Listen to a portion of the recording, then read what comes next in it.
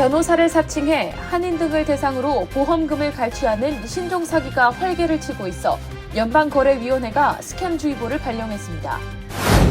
2020년 대선 뒤집기 시도 혐의를 받는 도널드 트럼프 전 대통령이 오는 24일 조지아주 구치소에 자진 출두할 계획으로 알려졌습니다.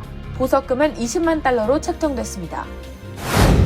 뉴저지주의 사업체가 신용카드 결제 시 추가 요금을 금지하고 수수료를 부과할 경우 고객에게 반드시 사전 고지하도록 의무화하는 법안을 시행합니다. 저소득층을 대상으로 식료품을 지원하는 프로그램인 푸드스탬프의 사기가 기승을 부리고 있습니다. 시정부는 피해자들의 손실액 보전을 위한 신청 웹사이트를 공개하고 운영에 돌입했습니다. 백악관이 브루클린 플로이드 베네필드를 난민 신청자 수용소로 사용하겠다는 뉴욕주의 요청을 승인했습니다. 오늘 새벽 뉴욕 롱아일랜드에서 벌어진 대학 입학 예정 학생들의 파티 중 총격 사건이 발생해 1명이 사망하고 4명이 부상을 입었습니다. 9월 4일 노동절을 앞두고 뉴저지주의 약 100여 곳의 기관이 대대적인 음주운전 단속에 나선다고 밝혔습니다. 퀸즈 아스토리아 파크에서 산책 중이던 주민 2명을 잇따라 야구 방망이로 공격한 30대 용의자가 체포됐습니다.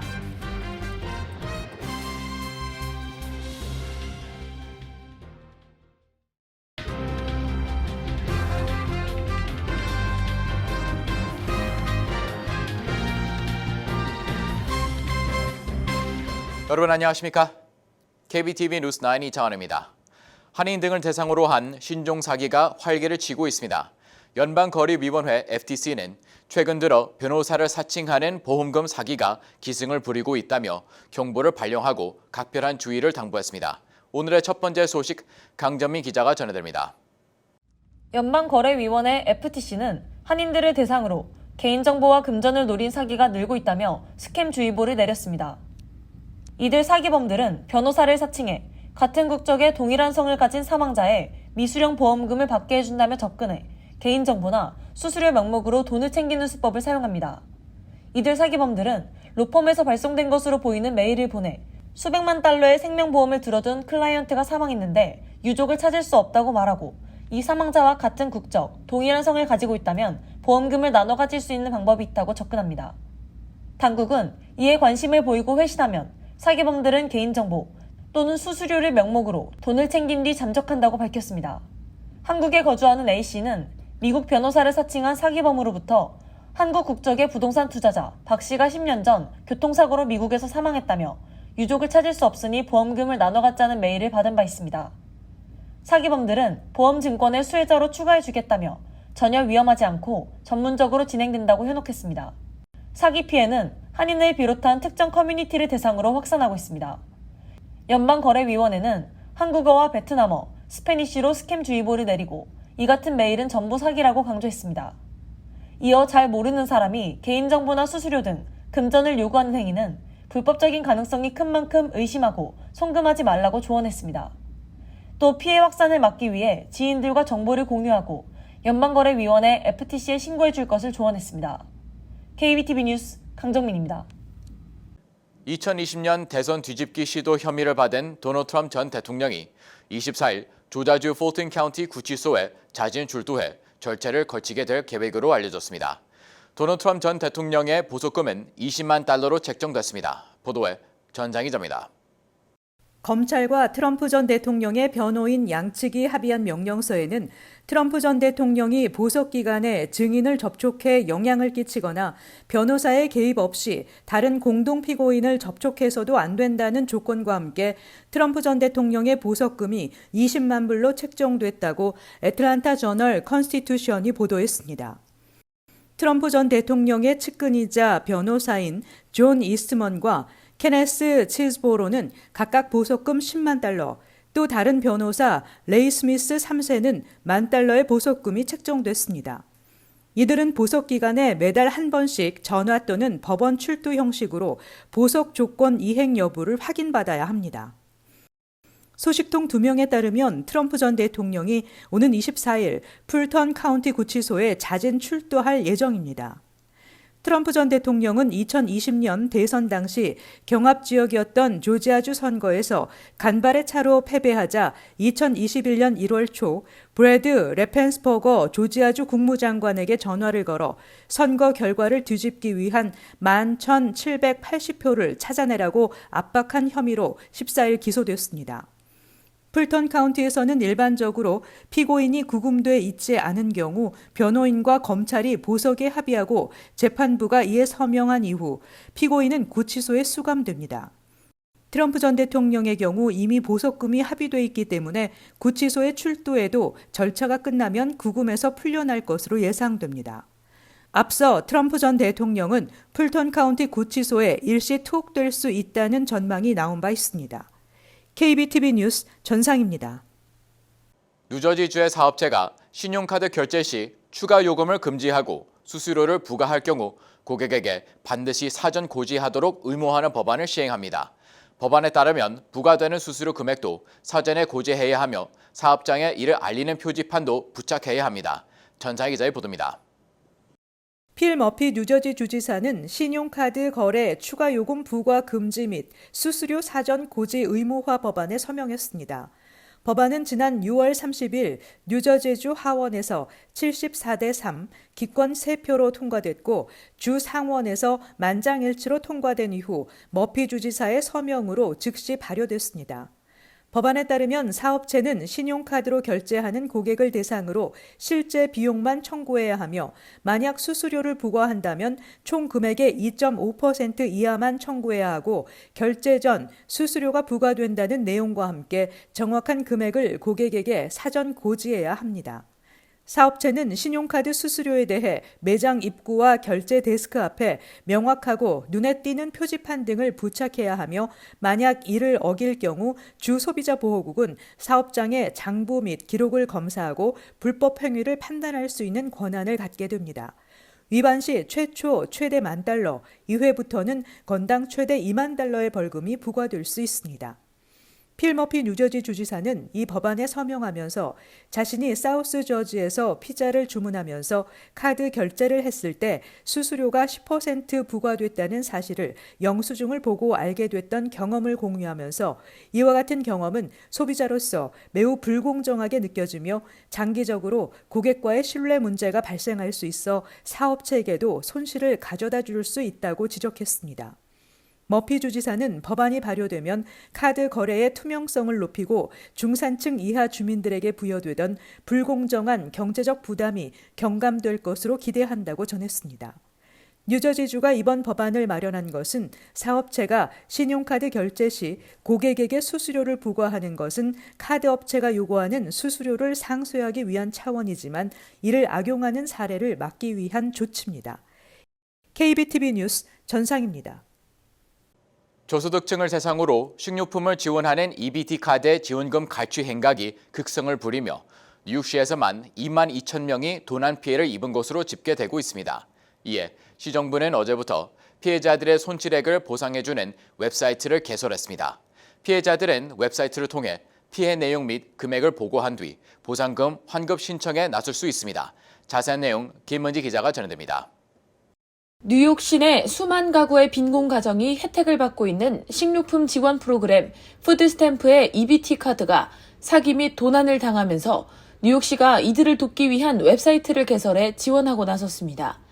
뉴욕시에 거주 중인 50세 피해 여성 라키샤 마르티네즈는 자신의 EBT 카드가 가본 적도 없는 캘리포니아에서 결제됐다는 사실을 알게 됐다며 이 금액은 자신과 4명의 손자, 손녀가 한 달을 먹고 살아갈 식비였다고 말했습니다.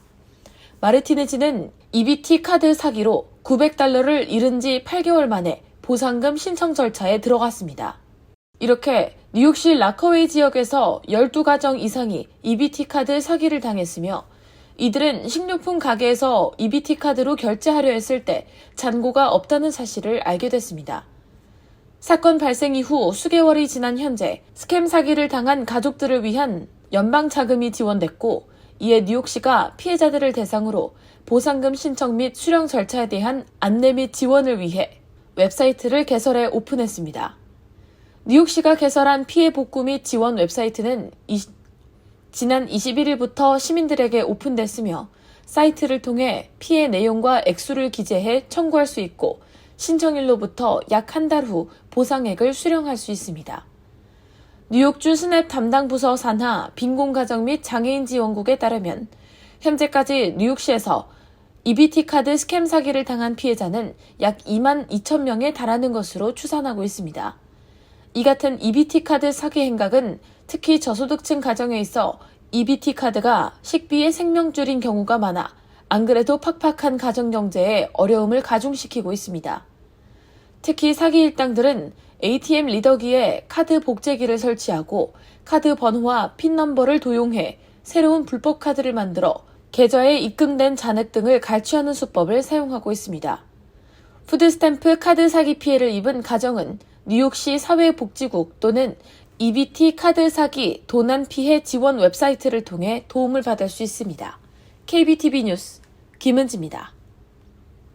뉴욕주가 연방정부에 난민 신청자 수용을 위해 브루클린 포이드 베네필드 사용을 요청한 가운데 백악관이 요청을 승인했다고 캐티 호구 뉴욕 주지사가 밝혔습니다. 이는 바이든 행정부가 뉴욕시의 난민 위기를 인정하고 있다는 분석입니다. 보도에 정지원 기자입니다.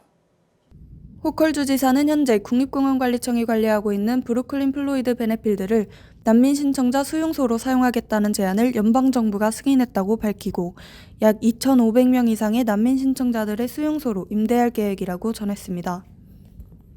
호컬 주지사는 요청 당시 연방정부가 수용소를 설치하고 인력을 충당하는 데 드는 비용을 지불해 줄 것을 요구했으나 백악관과 협상 후 주 정부가 비용을 부담하기로 했다고 덧붙였습니다. 호컬 주지사는 앞서 내무부가 공원 내 난민 신청자들을 수용하는 것에 대해 법적 우려를 제기하기도 했지만 이에 대한 사용 허가가 내려짐에 따라 바이든 행정부가 뉴욕시 난민 위기를 인정한 것이라며 이는 매우 중요한 일이라고 언급했습니다.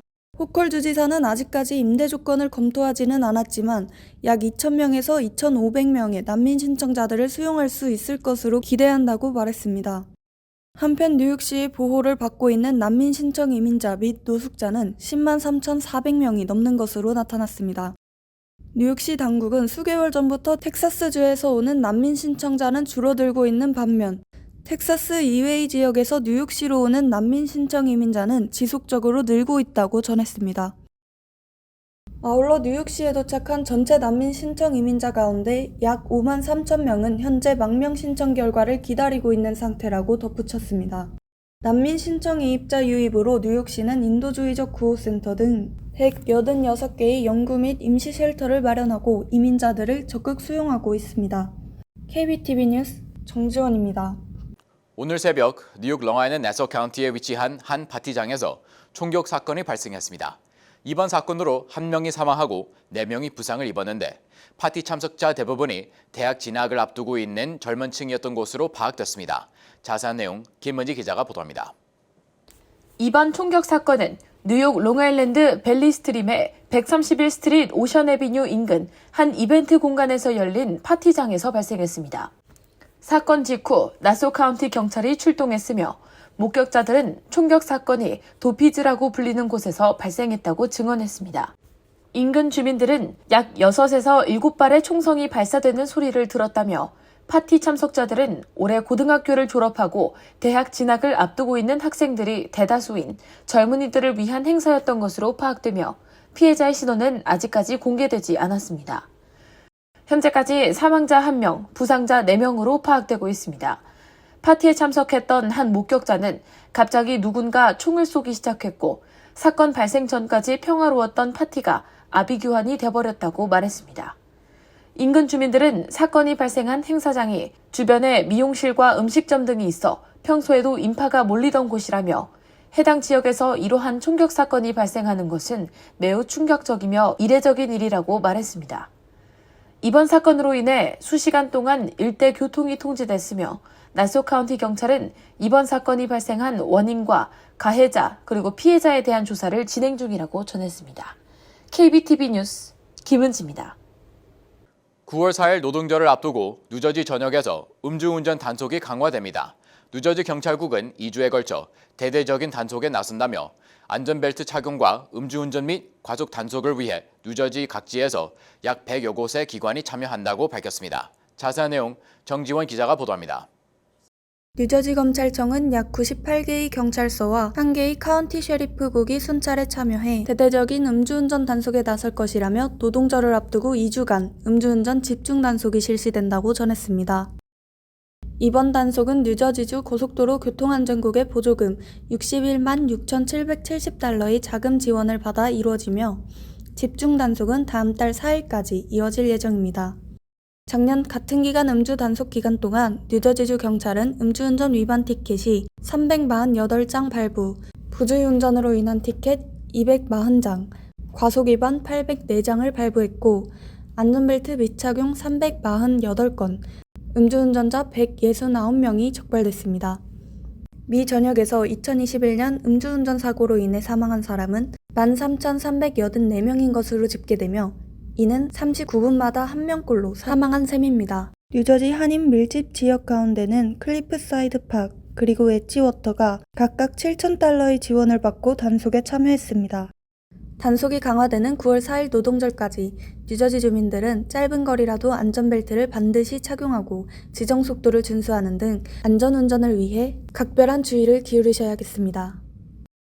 KBTV 뉴스 정지원입니다. 퀸즈 애스토리아 파크에서 산책 중이던 주민 2명을 10분 간격으로 잇따라 야구 방망이로 공격한 묻지마 폭행을 저지른 30대 용의자가 체포됐습니다. 강점희 기자의 보도입니다. 뉴욕시경에 따르면 용의자 매튜 로이드는 19일 오후 6시께 아스토리아 팍 내 RFK 브릿지 아래에서 산책 중이던 46세 행인 뒤로 접근해 뒤통수를 야구방망이로 가격했습니다. 폭행 후 유유히 사건 현장을 떠난 용의자는 6시 10분께 공원에서 약 1마일가량 떨어진 20에비뉴와 19스트리트 인근에서 또다시 야구방망이로 79세 노인의 이마를 공격했습니다. 경찰은 두 번째 사건 현장 인근에서 용의자를 체포하고 흉기로 사용됐던 야구방망이를 회수했습니다. 피해자 중 46세 피해자는 경미한 부상을 입었으나 79세 피해자는 이번 사건으로 인해 오른쪽 눈이 영구 마비됐으며 중태에 빠진 것으로 알려졌습니다. 경찰에 따르면 용의자는 지난 2018년 9월 자신이 근무하던 퀸즈의 한 타투샵에서 마약을 복용한 사실이 적발돼 해고된 후 총기를 들고 침입해 현금을 강탈한 사건을 저지르고 이듬해 유죄 선고를 받아 3년을 복역했습니다. KBTV 뉴스 강정민입니다.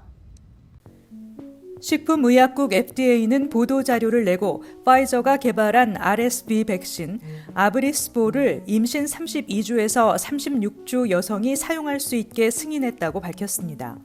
이는 생후 6개월까지 아기들을 RSV로 인한 하기도 감염과 중증 질환으로부터 보호하기 위한 것이라고 FDA는 설명했습니다. 이에 따라 미국은 임산부의 RSV 백신 사용을 처음으로 허용한 국가가 됐습니다. FDA는 앞서 지난 5월 60세 이상 노인들의 RSV 백신 사용을 승인한 바 있습니다. RSV는 호흡기 감염을 일으키는 전염성이 강한 바이러스로 일반적으로 가을부터 유행하기 시작해 겨울에 절정을 이루며 이듬해 봄까지도 퍼집니다. 매년 전 세계에서 16만 명이 RSV로 사망하며 특히 5세 미만 영유아는 이 바이러스로 심각한 질병에 걸릴 위험이 가장 높다고 로이터 통신은 전했습니다. 뉴저지주 연방하원 제8선거구의 밥 메넨데즈 연방하원 의원이 이창원 뉴저지 한인회장과 간담회를 갖고 각종 현안을 논의했습니다. 메넨데즈 의원과 참석자들은 한미 양국의 민주, 경제와 기술 분야에서의 글로벌 리더십 역할이 중국에 대한 균형 있는 견제를 위해 필수적이라고 재확인하며 우의를 다졌습니다. 한인사회를 대표해 참석한 이창원 뉴저지 한인회장은 메넨데즈 의원이 관할하는 제8선거구를 비롯해 뉴저지 북동부 일대에서 성장하는 한인 인구와 경제력, 정치력 등 한인 커뮤니티의 위상에 대해 설명하고 교육과 고용 실태, 이민 근로자의 권리, 교통, 범죄 등 일상생활에서 한인들이 도움이 필요한 부분들에 대해 어필했습니다. 2,400만 아시안 아메리칸 유권자들의 표심이 사실상 내년 대통령 선거의 향배를 좌지우지할 것이라는 분석이 제기됐습니다. NBC는 지난 2020년 조지아주를 예로 들어 아시안 유권자들의 투표율이 84%를 기록했으며 이런 투표력 성장이 없었다면 지금의 대통령은 바이든이 아닐 가능성이 높다고 지적했습니다. 아시안들의 투표력은 최근 2, 3년 동안 급격한 성장을 이룬 것으로 분석됩니다. 동시에 표심 향배도 달라져 정치권을 긴장하게 하고 있습니다. 실제 2020년 전국 아시안의 투표율은 49%에서 59%로 올라 다른 어떤 인종 또는 개별 그룹보다 높은 성장을 기록했습니다. 유권자 수도 늘고 있지만 투표 참여도 눈에 띄게 늘어나고 있습니다.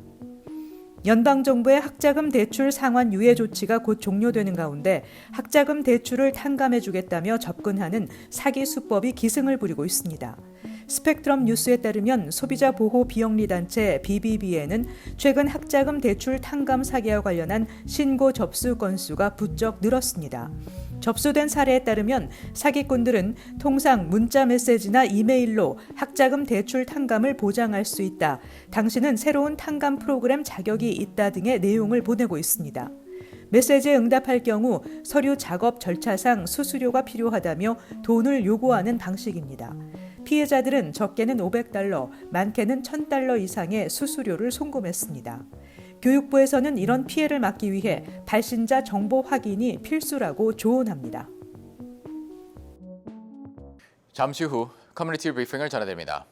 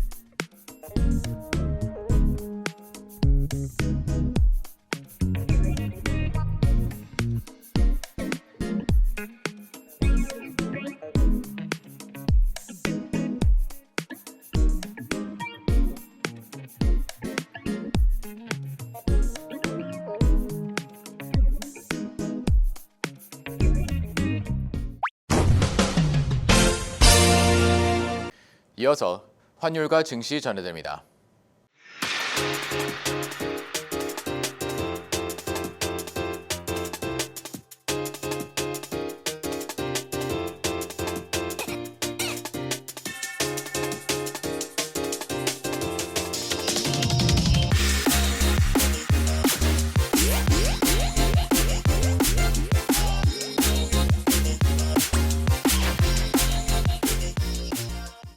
잠시 후 뉴욕과 뉴저지 날씨 전해드립니다.